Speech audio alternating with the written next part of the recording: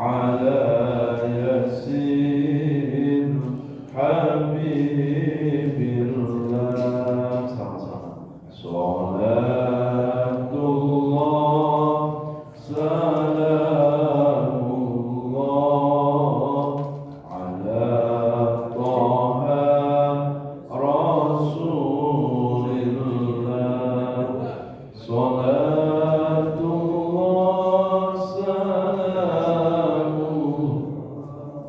على ياسين حبيب الله توسلنا بسم الله وبالهدي رسول الله وكل مجاهد لله بأهل البدر يا الله وكل مجاهد لله بأهل البدر يا الله صلاة الله سلام الله على طه رسول الله صلاة الله سلام الله على ياسين حبيب الله إلهي سلم الأمة من العفات والنقمة ومن هم ومن غمة بآل البدر يا الله ومن هم ومن غمة بآل البدر يا الله صلاة الله سلام الله على طه رسول الله صلاة الله سلام الله على ياسين حبيب الله أستغفر الله رب البرايا أستغفر الله من الخطايا ربي زدني علما نافعا وارزقني رزقا حلالا وهب لي ولدا صالحا وتب علينا توبة نصوحا صلاة الله سلام الله على طه رسول الله صلاة الله سلام الله على ياسين حبيب الله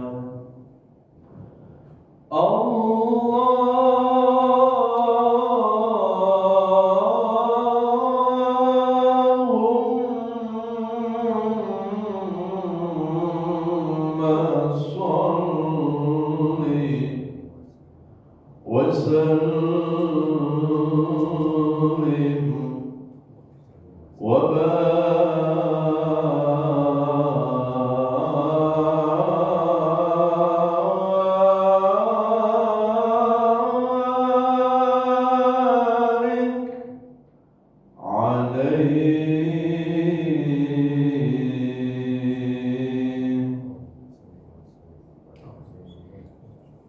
Ya Allah, sampaikan salawat salam rindu kami kepada kekasihmu Rasulullah Sallallahu Alaihi Wasallam. Ya Allah, sandingkan kami, sandingkan seluruh keluarga kami, sandingkan ayah dan ibu kami kelak di akhiratmu bisa bersanding dengan Rasulullah di dalam surga, bisa bersanding dengan orang-orang yang Kau kasihi. Rabbana taqabbal mahabbatana ila Rasulika karim. Al-Fatihah.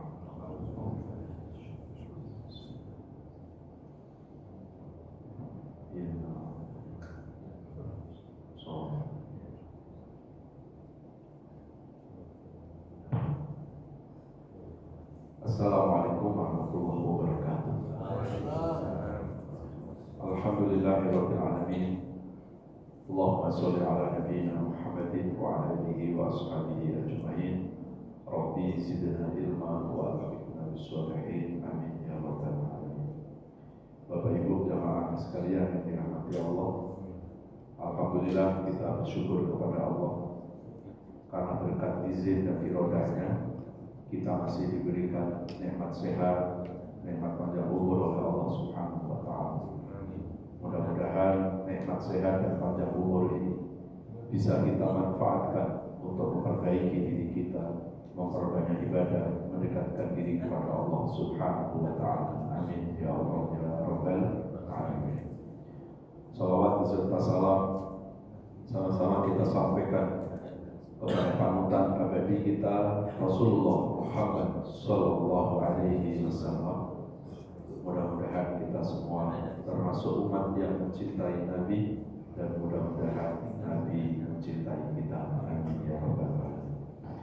Baik Bapak Ibu jamaah sekalian dirahmati Allah, kajian kita adalah Tadabbur Al-Quran, yaitu renungan-renungan di bawah naungan ayat-ayat suci Al-Quran. Kali ini kita akan mengangkat satu tema, yaitu menjaga kenikmatan ibadah. Untuk mengawali kajian ini, kita akan membuka Al-Quran surat Al-Baqarah, surat kedua, ayat 21 sampai ayat 22.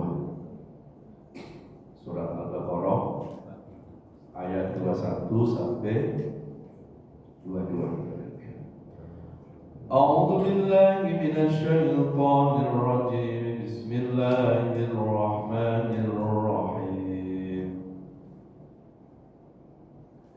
Ya ayyuhan nasu u'budu rabbakumul ladzi khalaqakum walladzina min qablikum la'allakum tattaqun. Alladzi ja'ala lakumul arda firasyan was-samaa'a binaa'a wa anzala minas samaa'i maa'an fa akhraja bihi minats thamarati rizqan lakum fala taj'alu lillahi andadan wa antum ta'lamun. Sadaqallahul adzim. Surat Al-Baqarah ayat 21 yang artinya Bismillahirrahmanirrahim. Wahai seluruh manusia, ibadahilah Allah atau sembahlah Allah yang menciptakan kalian dan orang-orang sebelum kalian agar kalian menjadi orang-orang yang bertakwa. Sadaqallahu alaihi. Bapak Ibu dan Bapak sekalian dirahmati Allah. Tema kita hari ini adalah menjaga kenikmatan ibadah. Sebelum kita membahas ayat tadi, kita perlu memahami apa sih makna ibadah itu. Kata ibadah itu berasal dari kata bahasa Arab abida ya'budu, abdan. Artinya ibadah itu adalah ketundukan kepada Allah. Itu makna ibadah. Jadi kalau orang itu beribadah kepada Allah, maka orang-orang itu akan selalu tunduk patuh terhadap aturan-aturan Allah. Sebaliknya dari ibadah, kalau ibadah itu tunduk kepada Allah, maka sebalik daripada ibadah adalah tunduk kepada hawa nafsu, tunduk kepada setan. Jadi dalam hidup ini manusia itu hanya ada dua pilihan. Apakah kita mau menjadi orang yang tunduk kepada Allah atau tunduk kepada setan? Tunduk kepada kebenaran atau tunduk kepada hawa nafsu? Kalau hidup kita ini selalu tunduk kepada Allah, pasti hidup kita itu akan terpimpin.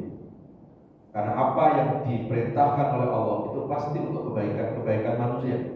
Tapi ketika hidup ini kita tunduk kepada setan melalui hawa nafsu itu, pasti setan itu akan selalu membincangkan manusia, akan selalu menyesatkan manusia. Ya, maka dalam konsep tunduk kepada Allah, maka kita harus selalu mengikuti aturan-aturan Allah. Nah, maka ketundukan itu disebut dengan kata ibadah. Kalau makna ibadah itu artinya tunduk, sebetulnya yang tunduk kepada Allah nggak cuma manusia, semua yang ada di alam semesta ini hakikatnya tunduk kepada Allah. Jadi kalau kita memaknai ibadah secara universal, maka ibadah itu adalah ketundukan semua makhluk kepada Allah. Sabbaha lillahi ma fis samawati wa ma fil ard wa huwal azizul hakim. Itu As-Saff surat ke-61 ayat yang pertama. Semua yang ada di langit dan di bumi itu bertasbih. Makna bertasbih itu yang mensucikan, tunduk kepada Allah. Ya. Kalau kita lihat di surat 36, surat Yasin ayat 6, 38, 39, 40. Wasyamsu tajri li mustaqarrin laha dzalika taqdirul azizil alim. Wal qamara qaddarnahu manazila hatta 'ada kal urjunil qadim. Matahari yang berjalan di atas porosnya itu, Pak, itu sesungguhnya matahari itu tunduk kepada Allah. Dan dari mulai awal Allah menciptakan matahari sampai sekarang, tidak pernah matahari itu membangkang kepada Allah. Pernah nggak kita menyaksikan matahari itu nggak tunduk sama Allah? Umpamanya nih hari ini tiba-tiba matahari membangkang sama Allah. Ya Allah, khusus hari ini aku mau keluar jam 12 umpamanya. Kira-kira apa yang terjadi pada kehidupan? Kan hancurlah kehidupan. Kenapa? Karena semua kehidupan ini butuh sinar ultraviolet matahari. Maka ketika matahari itu tidak mengikuti ketetapan Allah, maka ini efeknya akan menghancurkan kehidupan. Dan begitulah kalau manusia tidak tunduk sama Allah, berarti dia telah merusak kehidupan. Ya, jadi makna ibadah itu ketundukan. Lalu wal qamara qaddarnahu manazila hatta adakal urjunil qadim. Kemudian bulan, ya, bulan itu selalu keluar di waktu malam hari. Matahari selalu di siang hari. Enggak pernah, Pak, tertukar waktunya. Kenapa? Karena bulan dan matahari itu hakikatnya tunduk kepada Allah. Kalau matahari bulan yang enggak butuh surga mau tunduk sama Allah, lalu bagaimana dengan manusia yang setiap hari ingin masuk surga, tapi kok tunduknya sama hawa nafsu?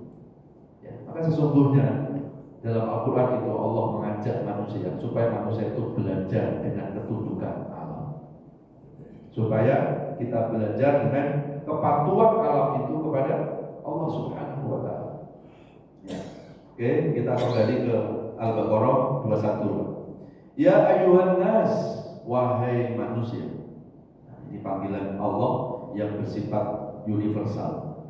Di Quran itu ada panggilan Allah yang umum, ada panggilan Allah yang bersifat khusus. Kalau panggilan Allah yang bersifat khusus biasanya diawali dengan panggilan ya ayyuhalladzina amanu, itu khusus orang-orang yang beriman.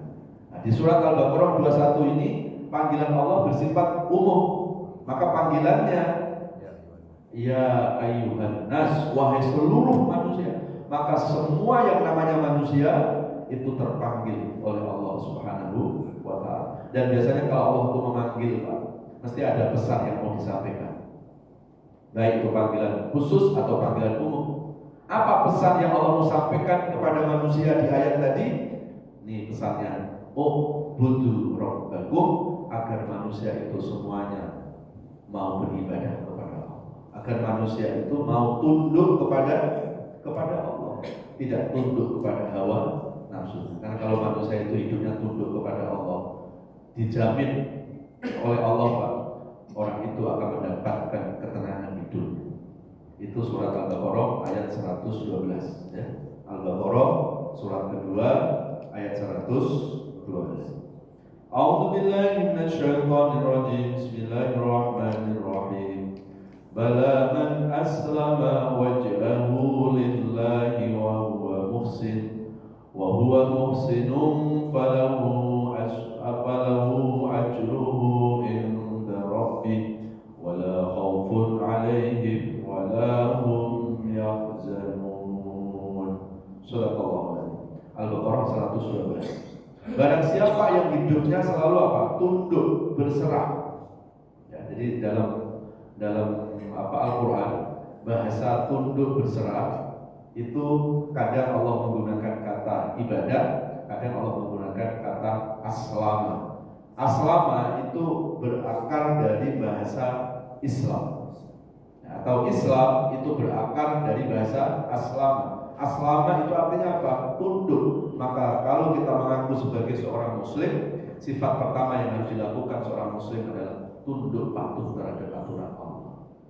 Itu kalau diambil dari kata aslama. Kalau Islam diambil dari kata bahasa Arab salimah. Salimah yaslamu salama. Berarti apa? Islam itu selain tunduk, Islam juga selalu memberikan keselamatan.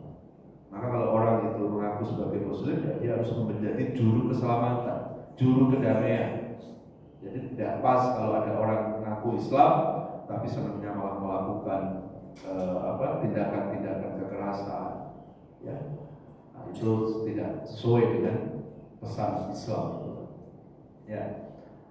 Barang siapa yang tunduk atau berserah kepada Allah dan diikuti dengan perbuatan yang baik, ya, maka baginya akan mendapatkan pahala yang besar di akhirat. Lalu dalam kehidupan dunianya dapat apa? La khaufun 'alaihim wa la hum yahzanun. Orang-orang yang selalu tunduk kepada Allah, maka orang itu akan dijauhkan dari apa? Ketakutan yang menghantuinya, dan orang itu tidak akan larut dalam kesedihan. Artinya apa, Pak? Kalau hidup itu tidak dihantui ketakutan, hidup itu tidak larut dalam kesedihan, artinya apa? Orang itu akan mendapatkan kebahagiaan hidup. Konsep kebahagiaan itu kan menurut Quran itu jangan hidup dihantui ketakutan. Ya. Kalau hidup ini mau bahagia, tapi kok selalu dihantui ketakutan, pasti tidak akan bisa bahagia. Orang kaya kalau masih takut miskin, pasti tidak akan bahagia. Yang membuat dia nggak bahagia bukan karena tak ada uang, ya karena ketakutan itu. Ya. Pejabat takut di reshuffle, ya, takut dipecat sama atasan, pasti tidak tenang hidup. Coba lihat aja tuh pejabat yang takut dipecat sama atasan, akhirnya pencitraan, cari muka, lalu muka siapa dicari-cari, bingung setiap hari itu, karena nyari muka itu. Ya. Hidup takut mati sama juga, ya. Orang hidup takut mati. Pertanyaannya, ngapain takut mati? Apakah kalau takut mati terus gak mati? Takut mati ya mati, hari ini minta mati, kalau berusaha mati ya gak mati. Karena kematian itu gak ada hubungannya dengan ketakutan, gak ada hubungannya dengan permintaan, ketakutan itu nggak ada kematian itu nggak ada hubungannya dengan usia tua, usia muda, nggak ada hubungannya dengan sehat sakit. Kematian itu hubungannya dengan takdir Allah. Maka berapa banyak orang yang meninggal sebelum usia tua? Berapa banyak orang meninggal tanpa gejala? Kam min sahihin yamutu bi ghairi illatin. Berapa banyak orang yang badannya sehat meninggal tanpa ada gejala? Banyak, Pak. Ya. Yang belum lama ini Mbak Marisa Haq itu malam itu masih WA, dia masih bimbing mahasiswa karena besok mau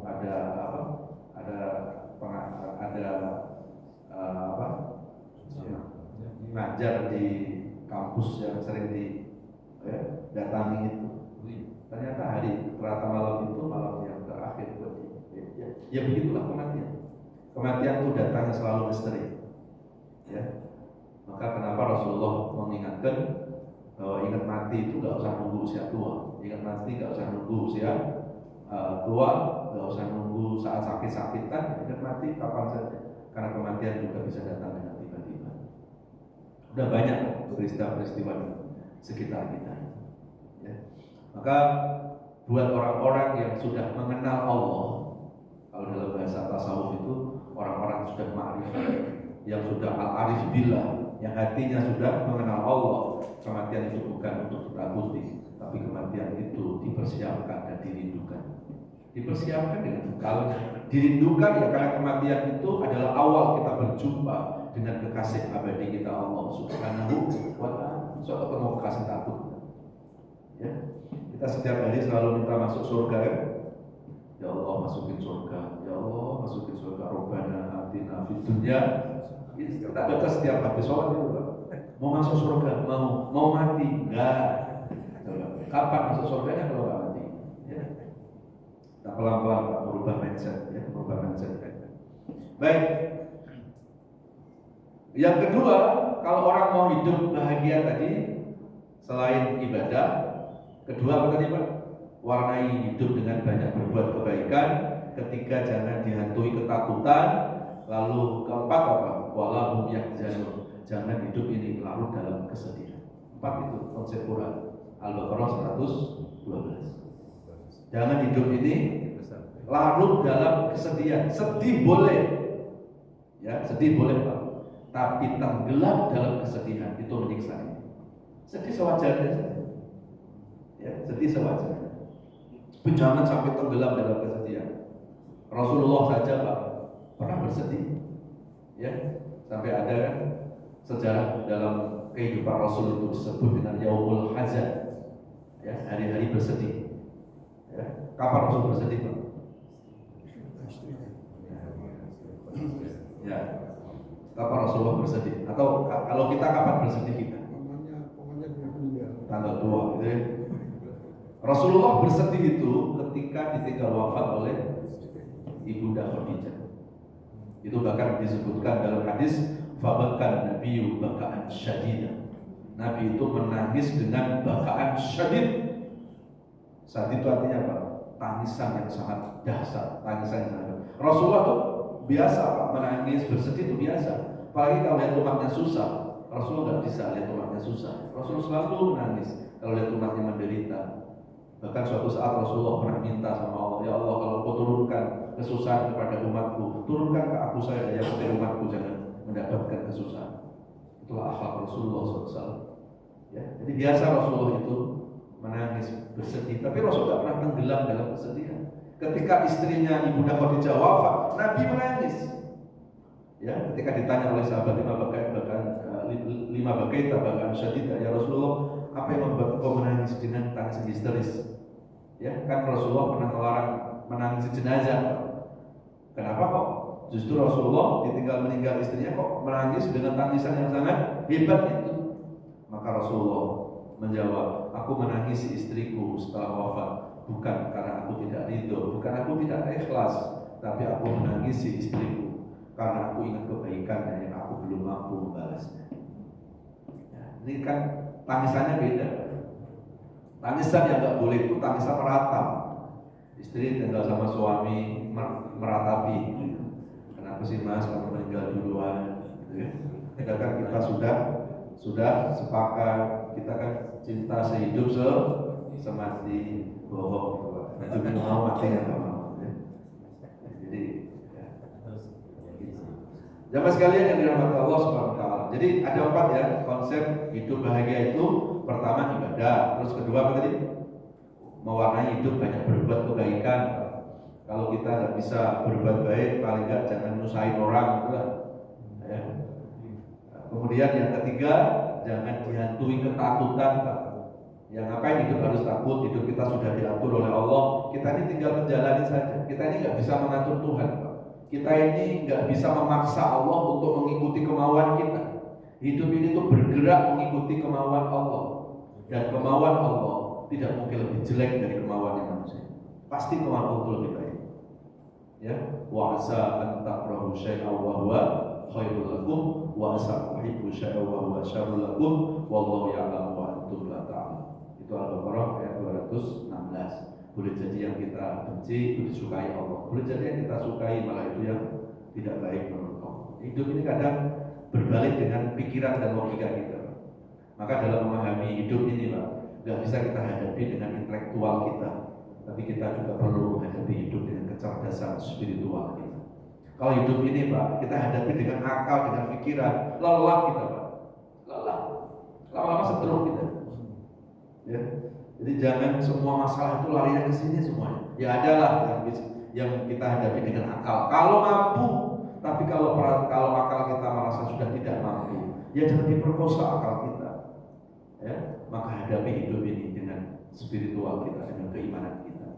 Ya, karena al-iman asasul hayat, iman itu pondasi hidup. Ya, di masjid kita ini, Pak, dikatakan indah bukan hanya karena desainnya kan, yang menentukan pondasi. Pondasinya kuat, karena guncangan apapun nggak akan roboh.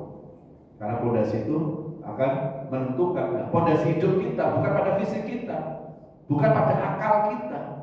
Karena fisik kita akan berubah sesuai dengan pergeseran masa kita. Gak ada orang tambah tua, gak ada. Jadi kalau hidup ini kita hadapi dengan kekuatan diri kita, tumbang kita. Maka kenapa Allah turunkan iman, Allah turunkan agama. Di dalam agama itu ada ibadah, ada ketaatan. Karena agama itu Allah turunkan sebagai way out, jalan keluar dalam menghadapi persoalan-persoalan itu. Maka kalau orang itu agamanya baik, pasti hidupnya akan baik. Orang kalau agamanya baik, Pak, tidak mudah stres. Ya. Orang kalau imannya baik, maka dia tidak mudah galau. Ya. Gitu. Orang stres itu bukan disebabkan oleh masalah. Orang stres itu karena dia salah melarikan masalah. Harusnya masalah dilarikan ke Allah. Kita sering melarikan masalah di sini. Ya, itu yang membuat stres. Jadi kalau stres jangan salahin masalah. Karena sepanjang hidup ini masih ada, kita nggak bisa lepas dari masalah. Sampai Rasulullah mengatakan, kalau kita sudah menyelesaikan satu masalah, siap-siaplah untuk menghadapi masalah berikutnya. Nggak ada hidup ini lepas dari masalah. Rumah tangga yang hebat sekalipun, bukanlah rumah tangga yang tak ada masalah, tapi rumah tangga yang hebat adalah rumah tangga yang mampu melewati masalah. Mesti ada masalah. Jemaah sekalian yang dirahmati Allah Subhanahu wa taala. Baik, kita kembali lagi ke Al-Baqarah ayat 21. Ya. Lalu apa fungsi ibadah itu? Kan kita disuruh ibadah, ya. Ibadah adalah kunci dari apa tadi? Ketenangan hidup kita. Lalu apa sih tujuan ibadah itu? Coba lihat Al-Baqarah 21 ayat yang terakhir itu, Pak. La'allakum tattaqun. Dengan ibadah itu, supaya ibadah itu membawa pengaruh dalam ketakwaan kita. Berarti tujuan ibadah bukan pada ibadahnya, Pak. Tujuan sholat bukan pada sholatnya sebetulnya, tapi tujuan sholat adalah agar sholat itu la'allakum tattaqun, agar membawa pengaruh dalam perbaikan-perbaikan diri kita. Maka nilai ibadah kita bukan dilihat berapa banyak ibadah itu, tapi nilai ibadah kita akan dilihat sebelum dan setelah ibadah. Ada nggak perubahan-perubahan diri kita? Itulah nilai ibadah kita. Jadi kalau Bapak Ibu pengen tahu, Pak Ustadz, ini aku sudah sholat, ini aku sudah ikut pengajian, kira-kira nilai sholatku itu sudah sampai sejauh mana nggak perlu orang lain yang ditanya. Nilai sholat kita akan dilihat sebelum dan sholat kita ada nggak perubahan-perubahan diri kita. Kalau sebelum sholat masih senang berbuat dosa, setelah sholat malah tambah, jangan dosa, nambah baik. Itulah la'alakum tattaqun. Tapi kalau sebelum dan setelah sholat sama saja, nggak ada perbedaannya. Kata Rasulullah, jangan-jangan yang sholat itu baru fisiknya, belum hatinya, kata Rasulullah. Ya. Ngaji pun begitu Pak. Pak Ustaz, aku sudah ngaji ini, saya hitung-hitung sudah sekian puluh tahun Pak Ustaz. Ilmuku sudah mentok Pak Ustaz. Kira-kira apakah ngajiku sudah sampai pada level takwa apa belum? Ya lihat aja sebelum dan setelah ngaji Pak. Ada nggak perbaikan-perbaikan diri kita? Itulah yang disebut takwa. Ya. Kalau ibadah itu membawa pengaruh kepada kesolehan pribadi, kesolehan sosial, berarti ibadah itu sudah la'alakum tattaqun. Ya. Maka setelah kita sudah menyelesaikan ibadah, menyelesaikan sholat, sebaiknya kita jangan lantas puas dulu Pak, karena tujuan ibadah bukan di situ. Ini kan kadang kita selesai sholat, selesai ibadah kayak merasa puas. Alhamdulillah Pak Ustaz, saya sekarang sudah sholat, sudah tahajud, sudah sedekah, kayaknya udah pantas deh aku masuk surga. Itu cara setan Pak untuk mengelabui kita. Kadang-kadang setan itu kalau menggoda orang baik Pak, bukan dicegah dari kebaikannya, dibiarkan dia berbuat baik, tapi dihancurkan hatinya. Dia merasa lebih baik dari orang lain, seolah-olah orang lain itu salah. Jadi itu cara setan Pak, untuk mengelabui kita, dan kita nggak sadar bahwa pada saat itu sebetulnya hati kita ditunggangi sama setan. Kalau setan menggoda orang yang belum baik, digoda supaya nggak baik gitu. Nggak usah ngaji lah, paling ngaji kayak gitu-gitu aja, tinggal tidur aja habis subuh enak gitu. Atau habis sholat subuh pulang ngopi gitu ya, enak gitu. Kalau yang digoda orang yang belum baik Pak, godaannya ya setannya setan malas. Itu kelas-kelas kopral gitu. Kelas kopral itu. Tapi kalau yang sudah rajin sholat, rajin ibadah, rajin tahajud, bukan setan kopral itu Pak. Kelasnya setan sudah kelas jenderal Pak.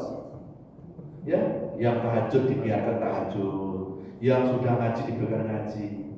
Ya, tapi ada perasaan-perasaan itu Pak. Perasaan saya sudah hijrah, alhamdulillah, saya sudah baik dulu.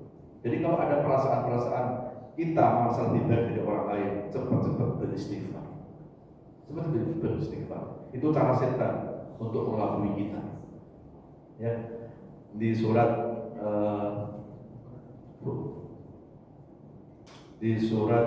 Fussilat surat 41 ayat 36 ya.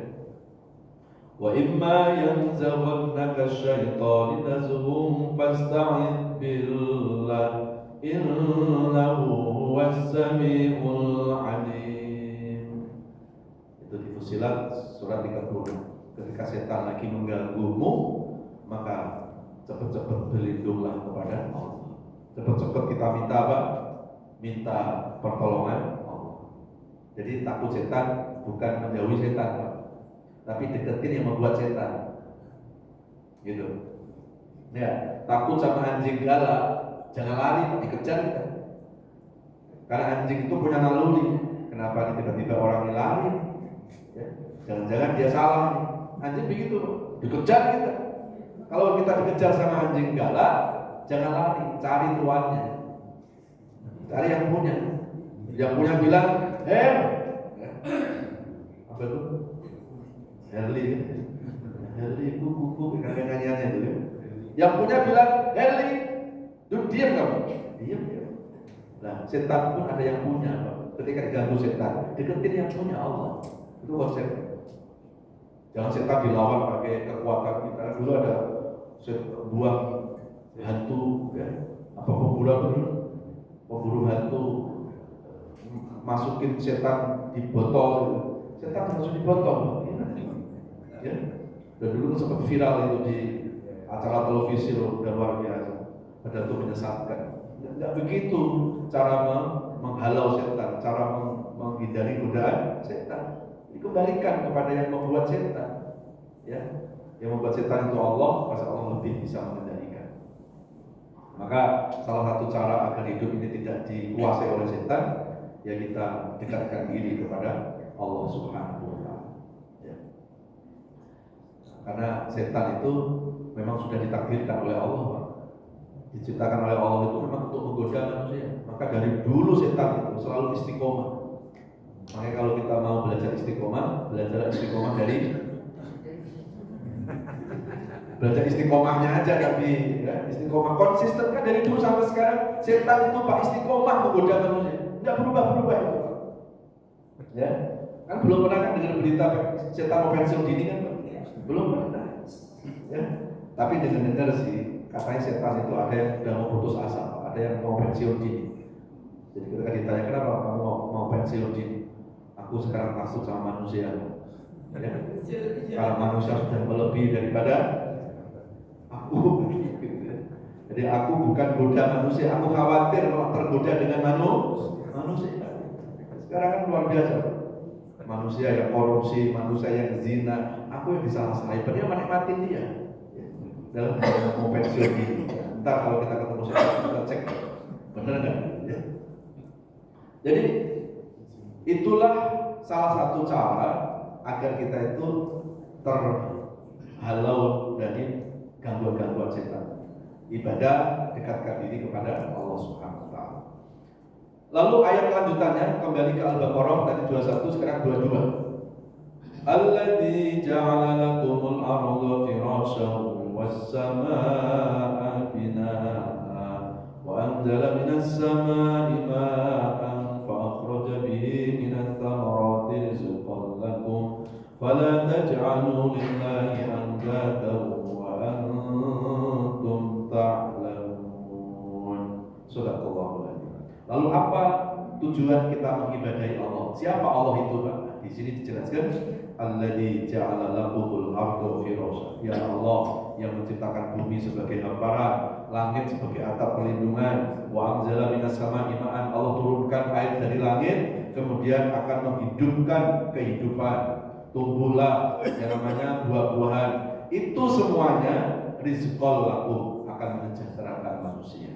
Maka ayat terakhirnya apa?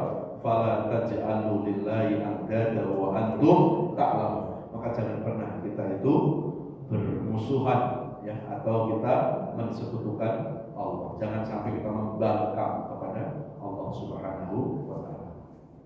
Baik, kita buka lagi surat Az-Zariyat surat 51 ayat 56, 57, 58. A'udzu billahi minasyaitonir rajim. Bismillahirrahmanirrahim. Wa ma khalaqatul jinna wal insa illa liya'budun. Ma uridu min rizqin wa ma uridu an yut'imun. Inna Allaha huwar razzaqu dzul quwwatil matin. Shadaqallahu Az-Zariyat surat 51, 56, 57, 58. Tidaklah Allah ciptakan jin dan manusia kecuali jin dan manusia itu diperintahkan Allah untuk beribadah. Jadi yang ada perintah ibadah itu dua makhluk. Satu apa? Jin, kedua manusia. Kenapa kok jin dulu baru manusia? Kan di Quran itu nggak pernah Allah dulukan manusia baru jin, tapi selalu jin dulu baru manusia. Karena Allah menciptakan jin itu 5.000 tahun sebelum Allah menciptakan manusia. Jadi dunia ini sebelum ada manusia sudah dihuni dari bangsa jin, berjin. Ya, tapi jin selama 5.000 tahun itu Pak, itu selalu membuat kerusakan. Akhirnya amanah itu diambil sama Allah dan amanah itu akhirnya diberikan kepada manusia. Inni ja'ilun fil ardi khalifah. Akhirnya manusia yang dijadikan pengelola alamnya. Ya. Gitu. Maka jin itu lebih senior. Jin itu lebih apa? Lebih senior. Sampai di dalam apa? Sunnah Rasulullah itu berakhlak bukan hanya kepada manusia, termasuk berakhlak kepada jin. Di antaranya berakhlak sama jin. Di antaranya ya. Jangan kita kencing di lubang-lubang. Ya, karena jin itu sebenarnya bertempat di lubang-lubang. Itu bagian dari akhlak. Ya, makanya kadang kenapa orang itu kesurupan? Ya karena mengganggu Jin kita nggak tahu. Kata Nabi, jin itu paling senang di lubang-lubang itu. Ya. Terus di laut, ya, itu tempat-tempat jin. Terus kalau di rumah Pak, di toilet, maka sunnah Rasulullah toilet itu jangan dimatikan, nyalakan lampu, tapi jangan yang besar-besar Pak. Boros Pak, ada 2 lampu kecil, ada lampu besar, ya, gitu. Jin-jin yang jahat itu sebenarnya apa? Di kegelapan. Ya, maka kalau ada orang senang yang gelap-gelap, ya, kan ada istilah hubungan gelap, ya itu pasti itu sudah di alamnya jin. Kalau masuk toilet kan ada akhlak, ada doanya kan, Allahumma inni a'udzubika min minal khubusi wal khaba'is. Jadi masuk toilet kita suruh berzikir, ini a'udzubika minal khubusi wal khaba'is. Pastikan itu benar-benar toilet Pak. Jangan sampai salah kamar. Ya. Ini masuk kamar suami, Allahumma inni a'udzubika minal khubusi wal khaba'is. Kamar suami, memang buat jin atau buat saya. Kalau saya jin, istrinya siapa? Anaknya ngomong, kalau bapak ibu jin, anaknya siapa? Jin itu sebenarnya di toilet. Kenapa di toilet Pak? Karena jin itu makanannya dari kotoran kita. Jin itu makanan kotoran, maka kan nggak boleh manusia itu berkolaborasi dengan jin, nggak boleh merendahkan harga diri manusia.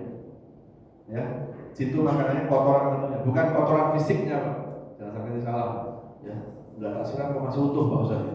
Yang diambil itu energi dari kotoran itu. Coba bayangkan Pak, energi kotoran dimakan oleh jin. Terus kita kerjasama sama jin, coba bisa dibayangkan? Maka sebaik-baiknya jin itu sejelek-jelek manusia. Ya, itu. Ya. Nah, kemudian Allah tidak menciptakan jin dan manusia kecuali beribadah. Lalu ma'uridu minhum min rizkin, aku tidak minta rezeki kata Allah dari manusia, dan aku juga tidak minta makan dari manusia, karena Allah Maha pemberi rezeki dan Maha kuat. Nah, ini ayat sebetulnya sindiran halus Pak. Tidak diwajibkan jin dan manusia kecuali ibadah. Allah tidak minta rezeki, Allah tidak minta makan. Ya, minta rezeki manusia. Yang minta makan itu manusia, bukan Allah. Kalau kita sadar Allah itu yang ngasih rezeki, Allah yang ngasih makan kita, kenapa hidup kita kok susah tunduk sama Allah? Padahal rezekinya mau, masuk sang pemberi rezeki dilupakan.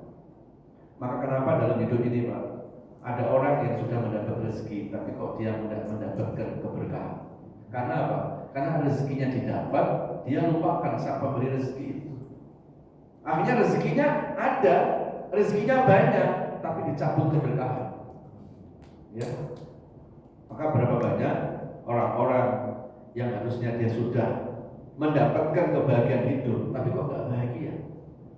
Ya, kenapa? Karena hidupnya sudah dicabut keberkahan oleh Allah. Kenapa Allah mencabut keberkahan dari rezeki? Karena manusia sering menerima rezeki, tapi dia mencampakkan sang pemberi rezeki. Jadi kalau hidup ini mau bahagia, jangan cuma hanya mencari rezekinya, tapi cari sang pemberi rezeki. Itu kunci keberkahan. Ya, kunci keberkahan. Apakah jamin orang yang sudah banyak harta pasti bahagia? Sekarang yang ada di penjara KPK nggak ada orang miskin Pak. Ya, di penjara KPK isinya siapa? Iya, cukup sama orang kaya. Gitu. Saya yakin Pak, kalau gara-gara jabatannya dia masuk di KPK, masuk penjara KPK, pasti dia akan nggak mau jadi pejabat. Ya, kalau tahu jabatan ini malah membawa aku ke penjara, ya Allah, mending aku jadikan orang biasa-biasa. Padahal dulu ketika jadi orang biasa, ngototnya kayak apa, kepengen jadi pejabat. Nah, itulah yang dimaksud oleh Allah tadi Pak. Yang kamu cintai belum tentu itu baik menurut Allah. Jadi bisa jadi orang mau jadi pejabat nggak jadi Pak. Ini sudah pakai baju batik warna coklat gitu kan, sudah lenggak-lenggok, ya. Tiba-tiba nggak jadi, ya nggak usah stres Pak. Mungkin itu cara Allah. Tapi kita kan kenapa nggak jadi, malu karena nggak pakai baju batik. Ya. Saya waktu kapan udah dipanggil Pak Prabowo, saya nggak mau. Saya Pak Abdul juga, maksud dipanggil Pak Prabowo. Ya. Saya juga nggak mau dipanggil sama Pak Jokowi, nggak mau. Ya. Kan saya Pak Abdul, ya. Paham nggak Bu? Yang nggak senyum pasti nggak paham. Kalau yang senyum paham. Jadi nggak jadi pejabat, bisa jadi cara Allah untuk menyelamatkan. Ya, ada dua orang, yang satu jadi, satu enggak. Kata yang jadi, alhamdulillah, aku dapat karunia, aku dapat kenikmatan. Padahal istijrot itu, Pak. Saya nggak lama kejeblos di KPK. Lihat, yang nggak jadi, saya yakin dia akan baca apa? Alhamdulillah, untung saya nggak jadi. Coba kalau jadi seperti dia juga. Ya, Allah itu punya cara. Ya, maka sebaiknya kita ikutin caranya Allah, jangan kita paksa Allah mengikuti cara kita. Ya, insya Allah yang Allah kehendaki itu semuanya untuk kebaikan. Baik, satu lagi untuk menutup kajian saya, kita buka Al-Quran surat 36 ayat 60, 61, 62. A'udzubillahi minasyaitonirrajim. Bismillahirrahmanirrahim. Alam ahad ilaikum ya bani Adam alla ta'budus syaitan innahu lakum aduwwun mubin wa an ya'buduni hadza siratun mustaqim wa laqad adalla minkum jibilan katsira afalam takunu ta'qilun. Surah 36 ayat 60 sampai 62. Apakah Allah tidak membaiat kepada manusia agar manusia jangan menyembah setan, karena setan itu selalu menjadi musuh yang nyata buat manusia. Wa anibuduni hadza siratal mustaqim, sembahlah aku karena inilah hadza siratal mustaqim, inilah jalan yang lurus. Jadi ibadah itu jalan yang lurus, Pak. Lalu walaqad adalla minkum jibilan katsira, dan sungguh setan itu sudah banyak menyesatkan manusia. Berapa banyak manusia disesatkan sama setan? Ya. Nah, dan setan itu selalu apa? Selalu berusaha dalam kehidupan ini menggelincirkan manusia. Setan menggoda manusia melalui atas, bawah, samping, depan. Ya. Nah, kalau dulu almarhum Pak Kiai Zainuddin bilang apa? Setan itu menggoda melalui 3 tahap. Ya, wanita, harta, tahta, Toyota, tambah satu lagi. Itu apa namanya? Cara setan untuk mengelabui manusia. Nah, kemudian salah satu cara untuk menghalau dari godaan-godaan setan adalah tundukkan hati kita kepada Allah. Jangan hidup ini tunduk kepada hawa nafsu. Inna nafsa la'ammaratun bisu, karena nafsu itu selalu mengajak orang untuk berbuat dosa. Shadaqallahu adzim. Maafkan Allah atas segala firman. Baik, saya kira itu kajian kita ini. Semoga ada manfaat. Ada pertanyaan? Alhamdulillah tidak ada. Al-Fatihah. Ya Allah.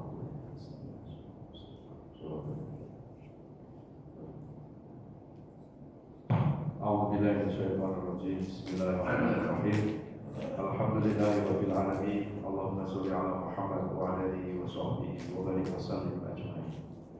Ya Allah ya Rahman, ya Allah ya Rahim, ya Allah ya Mujibas Sayyidin, istajib du'ana ya sami'ad du'a wa ya Arhamar Rahim. Ya Allah, kami bersyukur kepadamu ya Allah. Engkau masih memberikan kesempatan kepada kami untuk menikmati indahnya kehidupan dunia ini ya Allah. Ya Allah, bila hidup ke depan kami masih membawa kebaikan-kebaikan buat kami, mohon ya Allah berkahi dan panjangkan usia kami. Berikan kesehatan jasmani rohani kami ya Allah. Angkat seluruh penyakit-penyakit kami, baik penyakit fisik maupun penyakit hati yang susah diobati. Ya Allah, berikan keikhlasan dan kesabaran dalam menjalani sisa-sisa hidup ini ya Allah. Jadikan sisa-sisa hidup kami ini menjadi hidup yang jauh lebih baik, hidup yang lebih berkah, hidup yang penuh ibadah, hidup yang selalu mampu memperbaiki diri. Ya Allah, dari mulai hari ini sampai Engkau mencabut nyawa kami, tetapkan iman dan Islam kami ya Allah. sehingga hanya nama-Mu yang kami sebut ketika kami mengembuskan nafas terakhir kali. Ya Allah, sebelum ajal menjemput kami, izinkan kepada kami untuk bertaubat kepada-Mu ya Allah. Ajarkan kepada kami makna taubat ya Allah, agar kami mampu menyadari dosa-dosa kami selama ini. Kami bukan orang yang suci dari dosa. Kami bukan orang yang suci dari kesalahan. Kami menyadari banyak dosa-dosa dari masa lalu hingga saat ini ya Allah. Ampuni dosa-dosa kami ya Allah. Jangan Kau balas dosa-dosa kami dengan kemurkaan-Mu ya Allah. Jangan Kau balas dosa-dosa kami dengan musibah-musibah yang selalu menghampiri hidup kami ya Allah. Wassallallahu ala nabiyyina Muhammadin wa ala alihi wa sahbihi wasallam walhamdulillahi rabbil alamin. Subhanallahumma wa bihamdika asyhadu an la ilaha illa anta astaghfiruka wa atubu ilaik. Mohon maaf lahir batin. Wassalamualaikum